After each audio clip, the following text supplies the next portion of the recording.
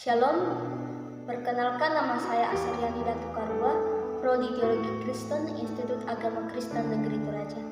Di sini saya akan membacakan firman Tuhan untuk kita dengarkan bersama, yang terambil dari Injil Yohanes pasal 19, ayat yang pertama sampai ayat yang ke-42. Injil Yohanes pasal 19, ayat yang pertama sampai ayat yang ke-42. Lembaga Alkitab Indonesia memberikan judul Yesus dihukum mati. Firman Tuhan. Lalu Pilatus mengambil Yesus dan menyuruh orang menyesat dia. Prajurit-prajurit mengayam sebuah mahkota duri dan menaruhnya di atas kepalanya. Mereka memakaikan dia jubah ungu dan sambil maju ke depan mereka berkata, "Salam, hai Raja orang Yahudi." Lalu mereka menampar mukanya. Pilatus keluar lagi dan berkata kepada mereka, "Lihatlah, aku membawa dia keluar kepada kamu, supaya kamu tahu bahwa aku tidak mendapati kesalahan apapun daripadanya." Lalu Yesus keluar bermahkota duri dan berjubah ungu. Maka kata Pilatus kepada mereka, "Lihatlah manusia itu." Ketika imam-imam kepala dan penjaga-penjaga itu melihat dia, berteriaklah mereka, "Salibkan dia, salibkan dia."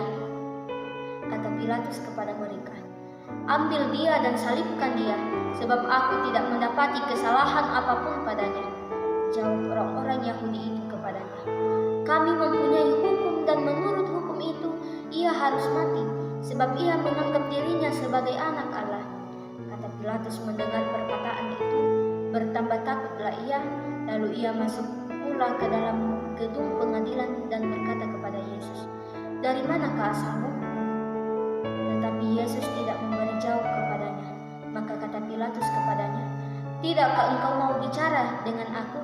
Tidakkah engkau tahu bahwa aku berkuasa untuk membebaskan engkau dan berkuasa juga untuk menyalibkan engkau?" Yesus menjawab, "Engkau tidak mempunyai kuasa apapun terhadap aku, jikalau kuasa itu tidak diberikan kepadamu dari atas. Sebab itu, dia yang menyerahkan aku kepadamu lebih besar dosanya." Sejak itu Pilatus berusaha untuk membebaskan dia, tetapi orang-orang Yahudi berteriak, "Jikalau engkau membebaskan dia, engkau bukanlah sahabat Kaisar. Setiap orang yang menganggap dirinya sebagai raja, ia melawan Kaisar."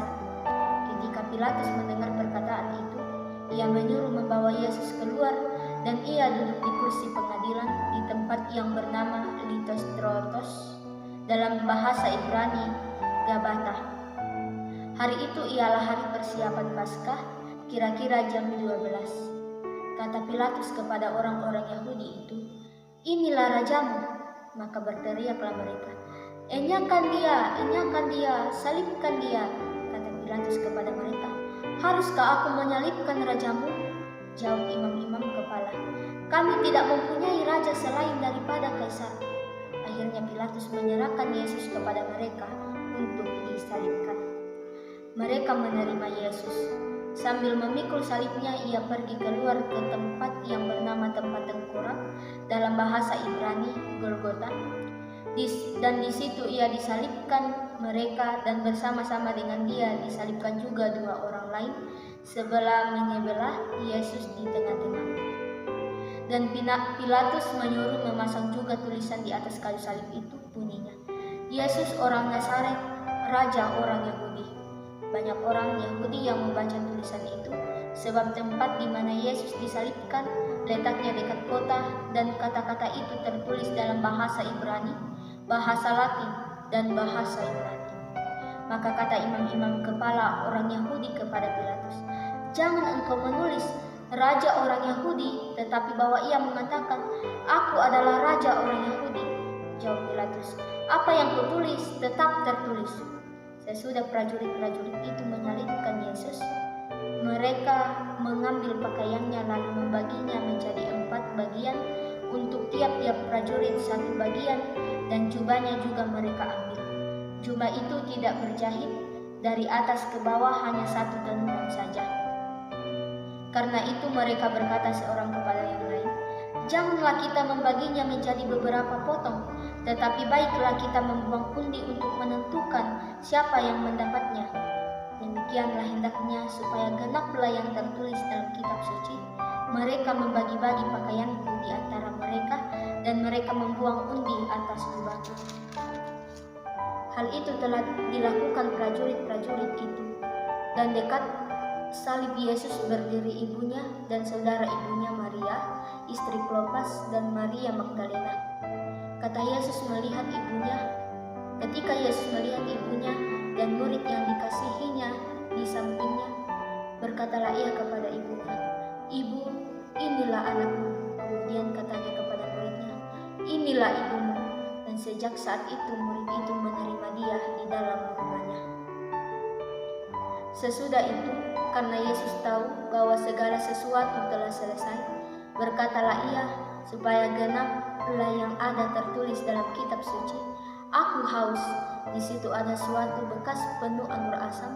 Maka mereka mencucukkan bunga karang yang telah dicelupkan dalam anggur asam pada sebatang hisop, lalu mengunjukkannya ke mulut Yesus.